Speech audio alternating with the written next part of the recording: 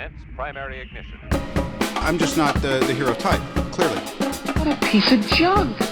Enterprise, this is the captain. I have a bad feeling about this. It's all part of the plan. Engage. Welcome back to Podcast Super One. I'm your host, Donovan Thompson, with my co-host, Daniel Wingfield. And today is episode 168 of Podcast Super One, youtube.com/Super One Studios, the best place to consume the content. And if you haven't already, and you probably haven't, subscribe to our channel, hit the notification bell. That way, you're up to date on all the future things we do at Super One Studios.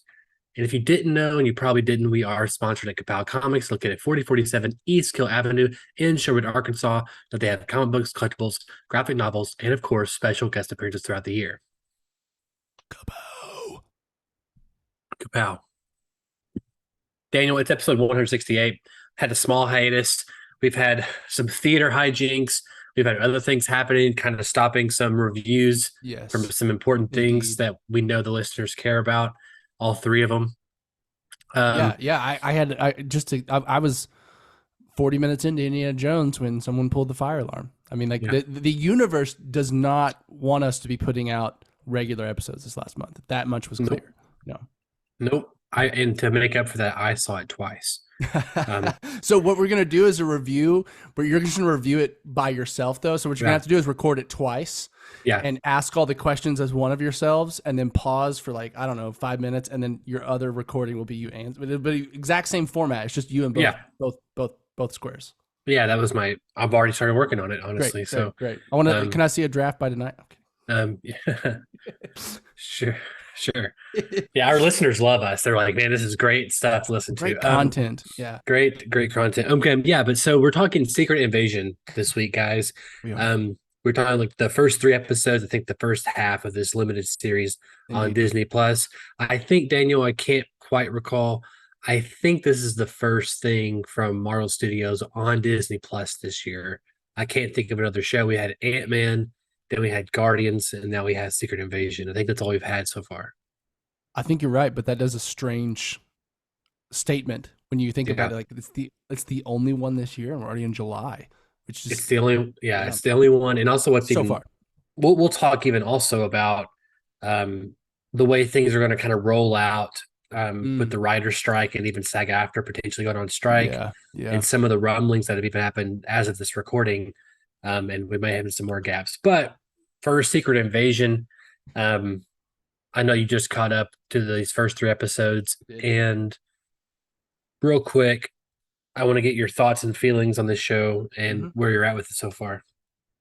Yeah, quickly, I think in general, I'm enjoying myself. I would say I talked to you a little bit about after I'd seen most of the first episode, and I was not super optimistic about the show at that point, but I think for me what carries this show has been Mendelsohn and Samuel L. Jackson right now. Their relationship, and really it's more Ben Mendelsohn. Like, I love Samuel L. Jackson's Nick Fury, but he is a bit one note most of the time. Like, he's kind of a bit more, at least on the outside, appears to kind of always know what he thinks, and kind of just there's not as much, like with Ben Mendelsohn's character, there's a lot of just like he's dealing with doubt. He's dealing with his daughter doing stuff that he doesn't believe in, but kind of believes in. But, it's just, he's at least at this point in the story, he's a more complex character.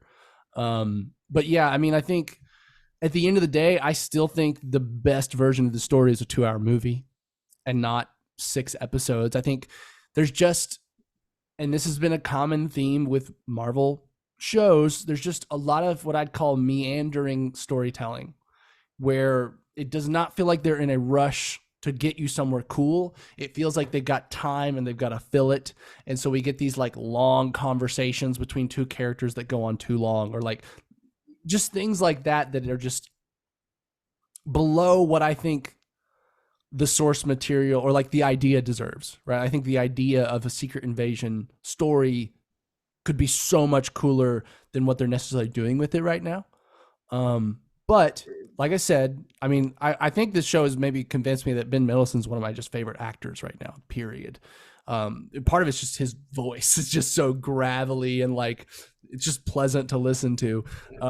But yeah, I think that to me is what this show is right now. It's me watching what's going to happen with Ben Mendelsohn's arc. You know, at the end of the episode we just finished, his daughter seemed like she may be dead. I doubt it, just because you don't cast you don't cast her for only 3 episodes kind of thing. You don't cast the mother of dragons and only have her in half the series. But yeah, those are kind of just my general thoughts right now. What about you? Yeah. First off, yeah, she's not dead. I mean, right out of the gate, she's Amelia Clark. She's already been kind of bamboozled with Solo for Disney, and then she's also had the ending of Game of Thrones. I don't think she's signed on for Marvel just to be done 3 episodes, and she's had next to nothing to do so far in the show. I do think you're 100% right. The show is it's like I enjoyed the show just at least on the merit of watching Ben Mendelsohn act. Yes, because he's incredible in everything he does. He is, and he just, you're right, just his cadence and the way the words fall out of his mouth are just it's like honey or something. I don't know. It's just this. It's so natural, and even just like his physical acting. He's a great physical actor who's always carrying a lot of personality, just like in his posture, in like the facial expressions he makes, and what he's doing with his hands and his face. Yeah, and I think it's funny because Ben Mendelsohn can make what I would consider maybe not that great of a script sound better than it maybe is, just because 100%. Of his delivery and him being himself. And so I agree. Like Ben Mendelsohn is, like, if for no other reason, I think he's a good enough reason to watch this show, because he's been more of the star than Fury has anyway up to this. I feel like he's probably had more screen time. Maybe he may have. I'm not. I don't know on that one, but I just kind of piggyback on the Nick Fury part of it. I feel like this, we've kind of gotten different versions of Nick Fury throughout the MCU so far, and some of that makes sense, because like in Captain Marvel, he's the Nick Fury that he's not Nick Fury yet, right? He's an agent, and he's kind of figuring out this other world exists. And then I feel like in the Avengers movies and all those, he brings this like gravitas of like, I don't know. It's just like he's someone that Tony Stark leans on, and like like in like Age of Ultron. Like, he's got this like authority that it just feels like he can do whatever he wants, and he's got like the clearance and the authority, and like he does, but listens. He feels like, but it's not the thing that I love about Nick Fury, at least up until Endgame, which is where basically we haven't really seen him much since, right? Maybe Far From Home. Which was Spider-Man 2, basically. So up until that point, though, he is like the father of the Avengers. He assembles them. Yeah. And he also, but the thing about Nick Fury is that he genuinely cares about them. It's not even just that he's trying to save the world at all costs. It's like he does genuinely care about these people. Right. And you can really feel that in like Age of Ultron, I think, just in his little small scene in the barn of Tony. Yeah. Like, it's just so good. It's so good. But I think the thing this season, I'm getting a Nick Fury he's very not confrontational, and he should be for some reasons, but he's also like, don't you know who you're talking to? I'm Nick Fury. Yeah. It's very much that. And it's like, I feel like we've kind of lost some of the earnestness that he was bringing to it. I don't know. It's like, he's trying to be that old Nick Fury, but they're also trying to tell this story of him like losing himself, right? And so far it feels like it does feel forced, and maybe that's on purpose. Like maybe the latter half of the show is going to explore that and show us like Fury recognizes he's not himself either, and he's kind of just putting on a show of what he used to act like, but that is not really what's going on inside of him, right? Yeah. And I think that is pretty clear. I think just like even in some of the scenes, like I guess in the last 2 episodes where he was talking to his love interest and she was talking about like him disappearing and she doesn't really know who he is anymore and she had to find herself on her own, and like there was some good stuff in there about him just kind of like dealing with the fact that he did kind of nope out after the blip, and there were consequences to it. Yeah, so it is this thing. I agree with you. He's like trying to act like that, but it doesn't seem as believable, and you're not even quite sure if he believes it. But I guess I hope they address that, because I think that can work if you make it a part of his arc, right? If it's just kind of an unspoken thing, and like Ben Mendelsohn's the emotional arc of this show, and then Nick Fury's just there to do plot stuff. I think that will feel disappointing, but I'm hopeful. I do like. I mean, I liked how. I mean, maybe they did this a bit in Captain Marvel, and I've forgotten, but I like how they really established that the reason Nick Fury has been who he was, and had the contacts he did, and had the clear, just had everyone's phone number and everyone's like black book, was because of the Skrulls. I think that I liked that it was like, for one, it's just explaining, it's kind of demystifying who he was before, because he was just like this almost like godlike character that just showed up and made shit happen and then left, and like, you know what I mean? He was just around for the stuff that was hard, and he had all the answers every time. Yeah. And so that's okay, Daniel. I don't initially have a problem with it. I do like the idea that it makes Nick Fury a little less special, but that's okay if they make Nick Fury go through hell to become a new version of himself that's also can contribute to these world-ending threats in the future. Yeah. Right. So like in a great example of that, they all the superhero movies eventually do this if they get enough sequels, but like a great example is Iron Man 3. They take Tony's armor away from him. Right. And so it's like, is Tony the armor, or is Tony or is Iron Man the armor, or is Iron Man Tony? Yeah. So in Captain America, it's like they take away, well, they kind of pull the shield at the end of Civil War. But yeah, no, you're absolutely right. Same idea. And I think I'm hopeful that's where we're going with this. Is I like, hope so. But just, I don't feel like so far. And here's another inherent issue is that, some fans may be upset that they're not following the Secret Invasion comic book. This is one of the rare cases, and I mentioned this to you previously in texting, that I don't care on this one, because I never felt like the comic book was that good to begin with. The idea is good, but I didn't like the comic book. But the problem is, though, can the story work without without all these superheroes, that kind of stuff? Absolutely. But the coolest version of this story is when it's people that we care about, who have been making decisions for a long time that we didn't know. And so like we've gotten hints of this, in particular with the Rhodey character. That they could be a Skrull up until this point. Right. But I don't know. It feels like they're really dampening the power of this story, and it also feels really small. It feels small for what it is. That's exactly what I was going to say. Is that like you're right in the way that it feels. The world, like there's not that many characters on screen ever, right? And it's like a very small cast relatively, and this is supposed to be like a worldwide level political thriller.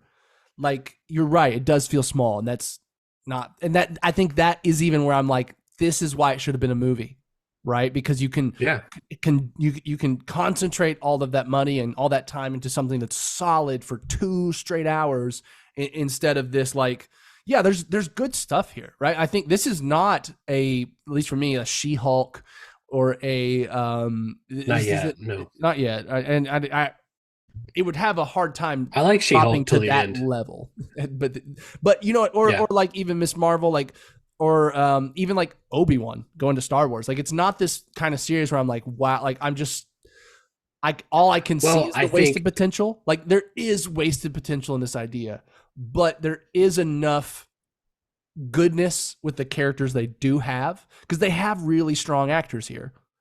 Even Emilia Clarke is great, and so like, not to poop on your parade, but I do. There is good stuff, but I do appreciate the tone of it, and at least the seriousness, and like how the characters at least feel like they're taking the stakes in the world very seriously, and the show feels like it is too. I'm not sure the stakes are quite there, the scope is quite there, but then I also, in the back of my head, I keep asking myself, I'm enjoying it, but am I enjoying it because it's somewhat exceeding some of these parts of the filmmaking process that I've been lacking in other Marvel things? Like, if like next to like, let's go back to other serious movies, like next to Infinity War, next to Winter Soldier, and those kind of things, it doesn't stand at all next to them. No, I mean, like, in tone, you're right, it does. In tone, but you're right Yeah. in terms of just like scope, in terms of the size of the world, and which And makes it feel like I the don't mean like show. explosions, but I mean like even just character. Like I don't feel like yet they've really Yes, dived into Nick yet, and we're 3 episodes in. right. I completely agree. I feel like we're mostly getting like we're not getting any kind of like internal dialogue. We're not hearing his internal monologue. He's not telling that to anyone, right? He's not. He's mostly dealing with the consequences of what he's been doing so far. And again, like I don't know. I mean, I know Talos and him are friends. Maybe it has to do with losing Talos later, and that's what really prompts him to change. But I hope Oh not, because man, I don't hope not. get rid of Ben Mendelsohn. Goddamn. No, I didn't even think about that. Your holy. This is your Trump. This is the reason it's working. Do not ditch it. And also, Yeah. I just want to keep Ben Mendelsohn in the MCU just because I like I him. agree. I agree. But yeah, man, it's a thing of like, it's impossible not to be almost constantly aware that this would have been a better movie. And that 100%. if it was a movie, Spider-Man would probably be in here somewhere at some point. If it was a movie, these other, like, I'm trying to think of who are like the major players of like superheroes at this time in the MCU. Like, I mean, you would do the Thunderbolts. I mean, yes. you do Sam Wilson, Captain America. This is what you do. You introduce a new character in this show, just like they did like in Civil War. Right? Like, it's the perfect opportunity to have a cameo, someone that shows up late that everyone is excited for, blah, blah, blah. But yeah, I think it is like, I mean, the best version of this in the context of the MCU is that you have a movie and characters make certain decisions or change alliances or something. Yeah. And maybe it's off kilter, or maybe it's justified within the movie, but it gets the conversation going. And then that next movie is called Secret Invasion. And you find out that the movie you watched a couple of years ago, that they got swapped out at a certain point, and it starts clicking. And the real Sam Wilson, the real Black Widow, the real whatever, real Jeremy Renner Hawkeye has been captured for 2 years. Here's the thing. And in the ideal that's world, when you start. This movie probably comes out right after Civil War, right after a battle between the superheroes. Yeah, you're not really sure who to trust, and then it's revealed one of them, or at least more of them, are Skrulls. You know what I mean? Like, and maybe it was Iron Man, the one, like, or I don't know, like maybe it would have been Cap, the one not wanting to be controlled by government, or maybe it would have been Iron Man. If the Skrulls control the government, then that just means the Skrulls are in power. I just think you're right. Like, that is the ultimate version of this story. That's the fun version of it. And then it's like, it's the same concept as Winter Soldier. Is when you watch that movie, it repaints all the previous 12 movies up to that point, and you're like, oh, Shield was Hydra the entire time, right? And maybe they don't want to repeat that similar beat, and I get that, but it's a little different because it's the organization that's not really been doing bad things up to that point. There's the thing, you're ruining the show continually for me, because I keep realizing how much better it could have been. This should have been in a fucking Avengers movie. It could have been easily. It is an Avengers story that starred Nick Fury more centrally than the past ones. He's more of a present character in the plot. He's not just the guy in the the guy. Well, you could have called it Nick Fury versus the Avengers, or the Avengers versus Nick Fury. Yeah, I just think this this would have been a perfect thing to build up to as like a halfway through the. Like, it doesn't need to be the culmination. It doesn't need Thanos. It needs to be Age of Ultron, or it needs to be Avengers 1. Just like this is what, just a an Avengers what team you really movie do, Daniel, with a really cool plot, with something that feels like the stakes aren't just the world's going to blow up again, or big bad guy wants to hurt little good guys. It's much more interesting. It's much more nuanced. Let me pitch you the better version of this. So this is what Phase 4 could have been.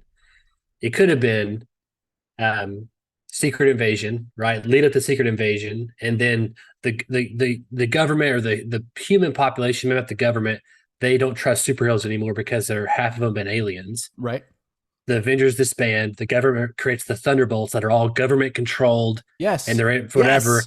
And then the Avengers have to come back to stop the Thunderbolts who kind of go too far. Go rogue or something. Yeah. And absolutely. That's your phase. And that's and that's like the actual next movie that says Avengers in the title. Or maybe this should have been Avengers Secret War, or Avengers Secret Wars, or something, or Secret Invasion. Yeah, it should have like that should have been the next Avengers movie. Like, that should have what we've been building to, and it should come out like in 2025. Yeah, and the you're right. Another complaint, or not even complaint, but just maybe notice here, is that this show if the bad guys, the Skrulls themselves, right? Yeah, I think the acting across the board is very good. By the way, I have no I problem agree. with that. I like the main bad guy. But He's yeah, good. he's good. Mhm. But the Skrulls themselves feel almost identical to the Flag Smashers and Falcon Winter Soldier.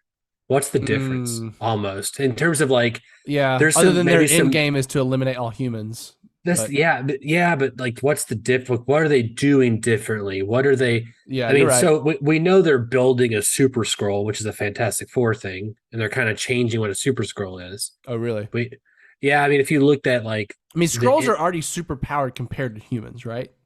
yeah, I think they are, yeah, So but you this is have like like making them more super powered. in the comics, the Super Scroll was he had all four abilities of the Fantastic Four. Oh, wow. But in this, if you looked at, I think Emilia Clarke was looking at a Yeah. log or something. It's like Groot, so they can like basically expand like Mr. Fantastic, like this Yeah. tree Yeah. branch. Yeah. There was some other abilities. I don't remember who they were taking from in there. Yeah. But they're making a Super Scroll army to upgrade them Right. to take kill the humans because they said like we have a plan to fight the Avengers essentially. Yeah. And you would think that would indicate there needed to be some sort of Avenger to help defeat that almost. But it is building up to one of these like the bad guys are super powered and the good guys aren't kind of thing, right? I don't think Rhodey. I think Rhodey will more than likely appear in his War Machine armor as actual Rhodey at the end to fight them. Okay. And then Yeah, that will probably spin into his movie where he's Armor like Wars. he's been gone for a year or two and he's trying to find himself in the world. He's been locked up or something. Yeah. You know. I could see that. Yeah. Like yeah, you're like because I was trying. I was like, who is the super that's going to be on their side? And I forgot about Rhodey. And I will say he's only had like 2 scenes so far, but his scene with Nick was great. I really loved fantastic. Their chemistry is just like, and man, his delivery, like he's so good at like being friendly, but then like cutting to the chase and getting really serious and just being like, yeah. Now I'm gonna talk to you like you're a little kid and scold. Like it was just. Which he's a Skrull. That's not really Oh, Rhodey. Absolutely. He calls him Nick, you know. Exactly. So, and here's the thing. I think at the end of the day, it's like usually superhero movie shows that thrive on conversations, like most of the plot happens in conversations, is bad idea. But this one has enough good actors that it's working enough to keep me wanting. Like I'm ready to go watch the next episode. You know, I'm not dreading it like I have in some past experiences. Yeah, that's what's weird about this show, Daniel, is like, you know, it doesn't have all the superhero stuff. And like, you know, I know Daredevil's not coming in 3 episodes from now or whatever, but I can count on the performances. Yes. I'm looking forward to that. Like I'm looking forward to the tone more than anything. Yeah, I mean, I'm looking forward to more Ben Mendelsohn and Nick Fury conversations. Yeah. I'm looking forward to when Ben Mendelsohn and Rhodey end up getting into it or something at some point. I mean, I think, that it really is. And I mean, credit to Marvel. They casted some really like just top level talent in like the best. Yeah. 3 of the main roles are in this show. And it's just that, you know, it's a funny thing when you get good people in the same place and they make good stuff together. It's true. And, you know, and like, it sounds like we're shitting on Nick Fury, and I want to sidestep here that Samuel Jackson is doing great. He's doing everything that's been asked of him. It's just the material he's been given so far has been just lacking. Yeah, and it's not even the worst. It's just like it's just again, maybe it's hindsight, maybe it's this, maybe it's that, but you can just sit there and you can see the kind of the gears turning. You're like, oh man, like, you know, especially when you have source material where the ideas were interesting in there versus here. You know, like at least try to like, I don't know. I don't know yet how. Again, we're at the halfway point here. The show could increase by 5-10%, which by the end of it, I'll be like, you know what, it was worth justified enough. You know what I'm saying? Like it scratched the itch. Where that's the thing too. It doesn't feel like these Disney Plus shows yet to me have any real stakes in the actual canon timeline. I know they're canon, but not yet. There's nothing where I'm like, oh, this affects something larger in the future, other than maybe Loki.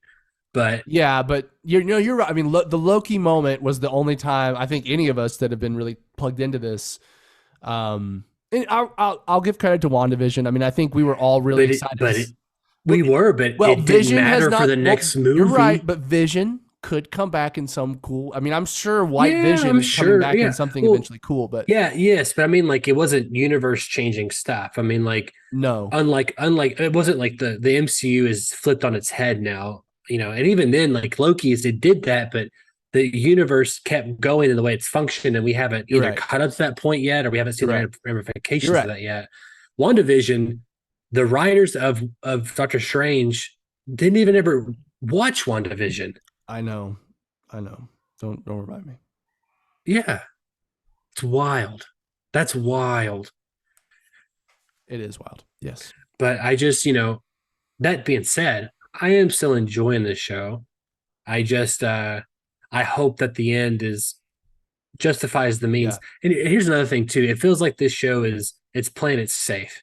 Like part of me wishes we had just a straight up the Americans I Nick Fury fucking show. agree. Oh my god. Like I mean like really spy stuff. I mean like Tinker Tailor make it where it's like it's not made for everyone. It's made for the people who like spy stuff. Yes. And because then you're going to get that acclaim. You're going to get that. You're going to be able to be more specific, right? And also be able to be bolder.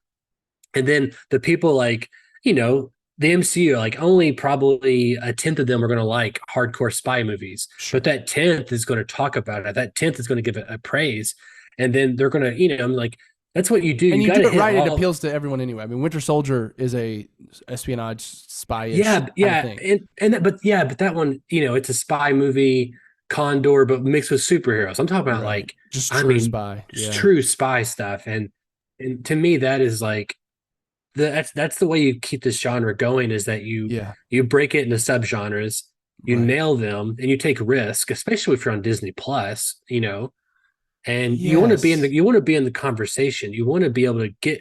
Now, that being said, as we've learned recently, Obi-Wan Kenobi's been nominated, right, for an Emmy for is it visual effects or series is what I read. Yeah, okay, which is crazy. I need to double check that. Is like alternate reality crazy. Like who was watching that and thought this is one of the best things was on TV in the last 10 years, let alone this year. Like, I just like, I don't know. But like, what should be in the conversation and is in the conversation is shows like Succession, The Last of Us, and Andor got also nominated for Best Drama. And that Drama. one, yes, exactly. Like, at least Andor was also nominated. Right? Yeah, at least. And so like the goal for TV is that, you're not saying Marvel needs to strive for Academy Awards, but they can strive for those Emmys in TV because the space has never hit this kind of budget before. The space, and you can be more, you can take risk. And that's the problem too, Daniel, is the other thing is that these shows and movies right now cost way too much. You're right. And so they're afraid to take risk. We look at Dial of Destiny, The Flash, all these other things. These companies, Disney, Warner Brothers, they're hemorrhaging money. They have, I'm sure they got plenty, but their bottom line is not where they thought it'd be. I'm sure at this exact moment. No, I mean, I think, welcome to another cycle of capitalism that does the same thing over and over again and never learns. Kevin Feige brought into this world a almost perfect 18 movie saga. And they said, great, that made so much money. If we just do twice as much, it'll make twice as much money. Math. That's how math works. And that's never how these things work, right? Like when we're talking about creative output, when we're talking about creative works of art, it's not science based. You can't just do math and have art, right? I think it is this thing of like, ever since Endgame, they're putting so much more money into it. And at the same time, you're right, taking so much fewer risks, which just makes it more and more less interesting. And they're giving it to us so much that it just feels like oversaturated, uninteresting, lack of risk stories, right? Like I'm almost like, would the execs left Kevin Feige kill off half of the Avengers in the world for in between movies for a year again? Like that was risky. Like I was in the theater at Infinity War, and like there was plenty of people that thought this was like the end. Like that they just thought like this is it's over now. Which yes, but like I know we have to realize that there's a lot of audience members that are not media literate and don't take it. And so like I know. It's but traditionally that would not be a good marketing ploy to like leave a cliffhanger where like the good guys lose and there's not like a part. Well, I guess it did have part 1 in the title. Did it? It did not. It used to, but it Okay. did not when it released. And so like that is even a risk that I don't know if would that be allowed again at that level with that much money on the line. I think it would be. I hope so. I mean, I hope Kevin still has that power, but like it is one of those things of like, yeah, it's very, again, meandering storytelling. It's very safe. It's very high budget without a lot of like creative passion, or like you can really tell someone like a creator is involved in this and they're really telling their story and their vision. It's creating content by committee, which Disney is a pro at. And I think you made a point about the streaming thing. That is so, they don't have as much risk with a streaming show as a theater. If a movie comes out and it bombs in the first weekend, you're fucked most of the time, right? Yeah. Like you are millions of dollars out in debt essentially to the people that helped make the movie. They're not getting their money back, at least not soon. Yeah. With a show, yeah, maybe if a season goes bad, you're not going to have people unsubscribing from Disney Plus just because they didn't like, Miss Marvel, because they got other shows to watch and their kids. So you're right. They kind of have this captive audience, and yet the only thing they're willing to show us is these little safe bets that are just at the end of the day boring. And to be a little fair, in Phase 4, we did have this really weird meta, hard to describe show in WandaVision. Yeah. Loki was a little more safe overall, safer than I thought it'd be. Sure. Falcon Winter Soldier tackles race issues in America. Miss Does Marvel it has safely. It does it safely. I'll say that. It does it real safe. It does it safer than it should have. Yes. It wasn't super safe, but it is safer than it should have. Sure. Miss Marvel, a new character of different country and origin there. She-Hulk, a very meta kind of lawyer show. Yeah. So like there is variety. They're dipping. It's like, I say this, it feels like when I say it out loud, it sounds like more diverse in genre than it feels when you're watching it. When you're watching that's the thing. When you're watching, you're like, oh, this is like, it doesn't match the pitch that you maybe told me when you announced the show so much. Yeah, I think it's a thing of like, you're right. They are trying new genres out even and trying new styles out, but they're doing it in the safest way possible every time. That's what it feels like. Yeah. It's like, okay, do a meta show where the character talks at the camera, but then the storytelling and the stories are just safe and kind of like uninteresting, right? Like I just think, that last episode, dude. Yeah, I like that show for the most part until the last episode. I don't hate the show. I don't love it. I don't hate it either. But the ending was such a weird, anticlimactic, boring. Just like, well, I just keep like thinking it's not a real thing. Like it's just like it's a perception thing, or it can't be a real thing. Yeah, I don't know. I mean, how do meta characters exist in this universe at all? They haven't really outlined that, or like, I mean, Deadpool's coming in hot, so they're gonna have to figure it out soon. Yeah, and we've gotten some things on that. Just photo wise, you're like, oh, that's the thing. Shit. Yeah, they always. Like the Godfather, or Scarface. As soon as I think I'm out, they know they bring me back in. Yes. And just to addendum that, I've said this before, I was never almost out. I was right. I was just 5% less likely to press the button. Yes, out of 500%. And you know what I'm saying? And here's the thing, I was always going to press the button. It does almost feel like too that since Endgame, they're marketing to younger and younger audiences with MCU. Like I always felt like. To be fair, Secret Invasion is not that. I mean, no, it's not. It's not. They're not really marketing at all, in my opinion. To their credit. No. To their credit. And I think, I think it is that thing of like, if I was 12, would I have half of these complaints? Probably not.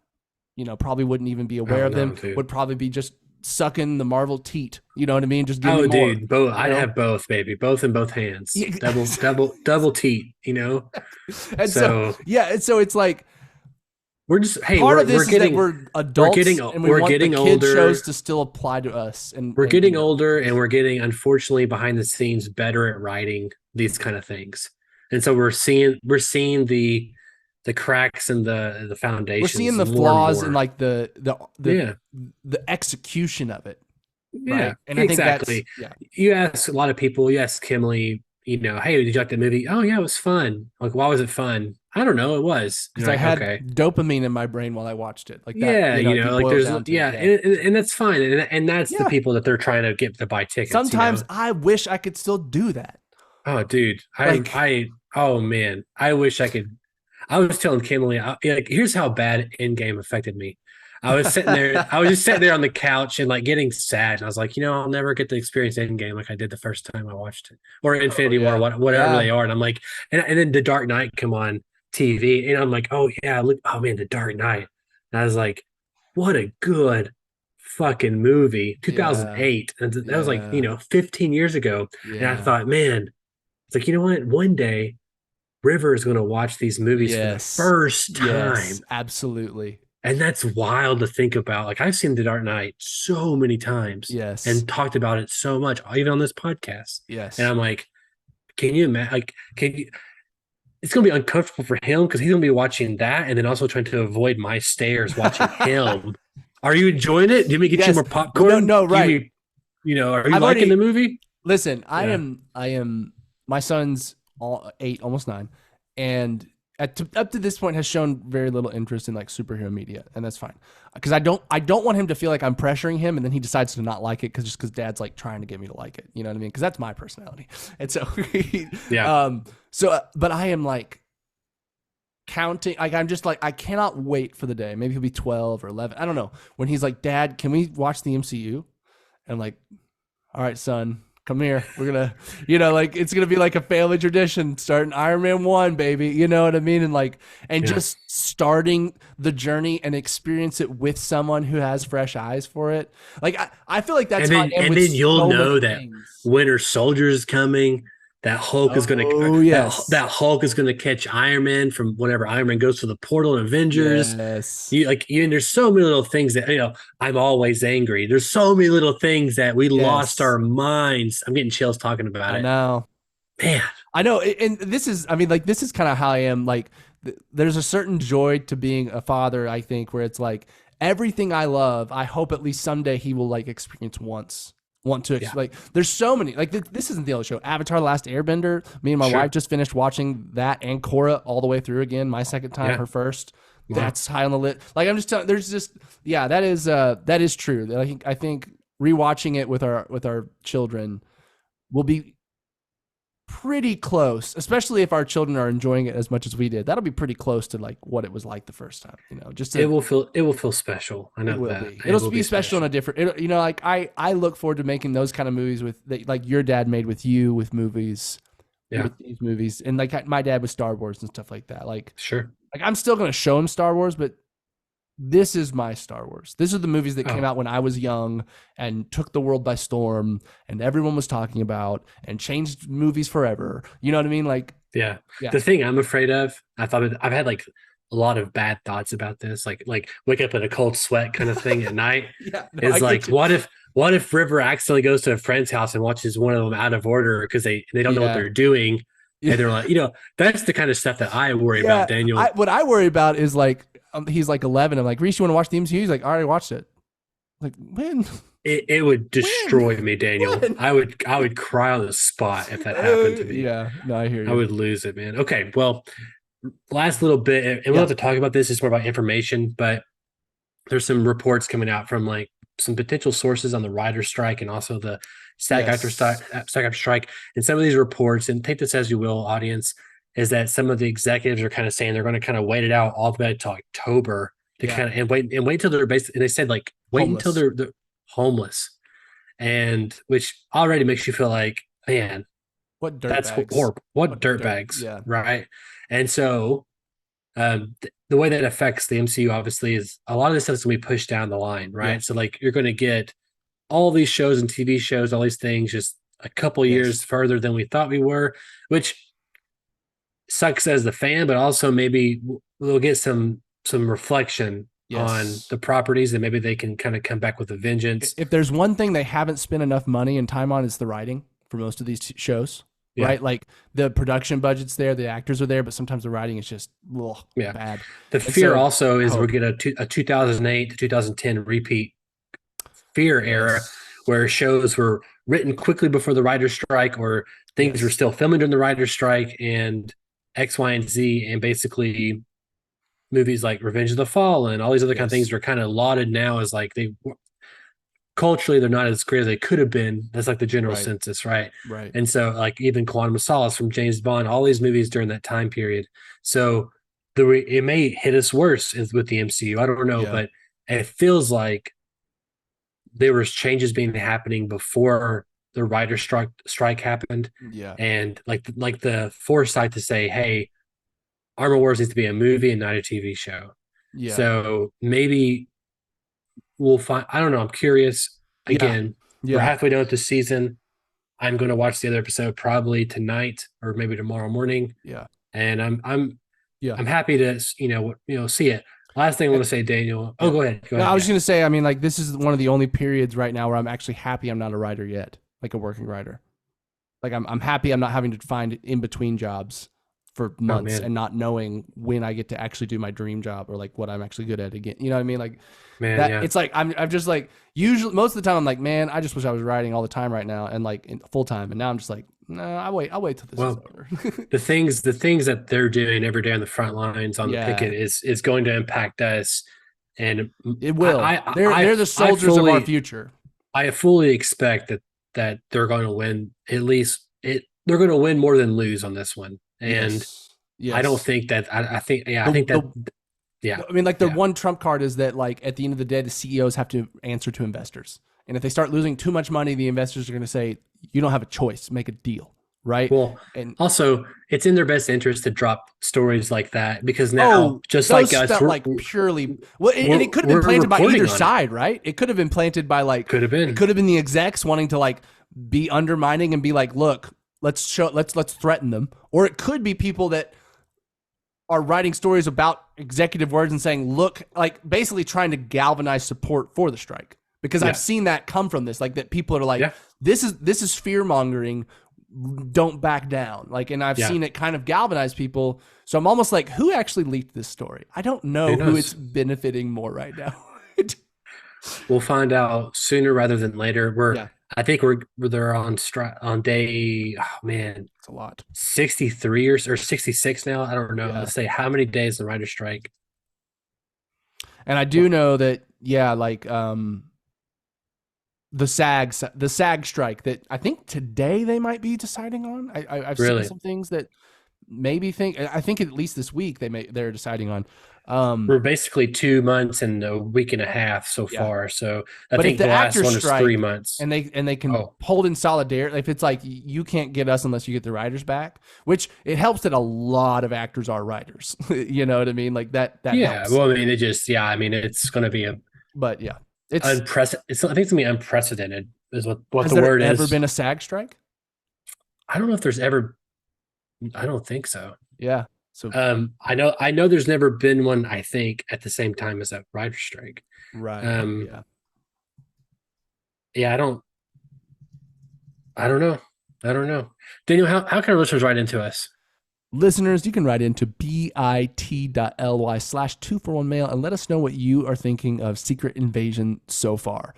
Are you on our side of the fence where, while you can see the maybe the wasted or the unreached opportunities, you're still enjoying what it does well, which is hiring the right actors at this point?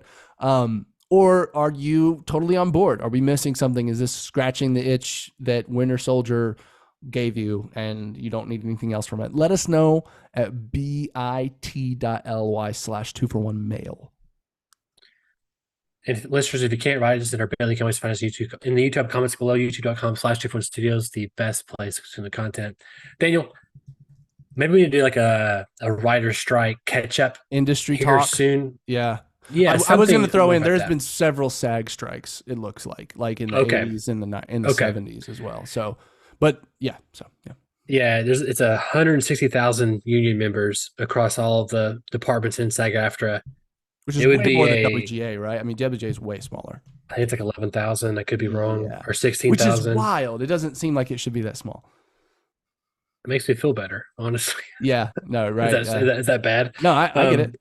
Yeah. So everyone will be back sometime in the near future to talk Indeed. about the rest of Secret Invasion and maybe more Saga After News and then maybe Indiana Jones and other cool things like that. Yes. My name is Donovan Thompson, I am Daniel Wingfield. and we have spoken.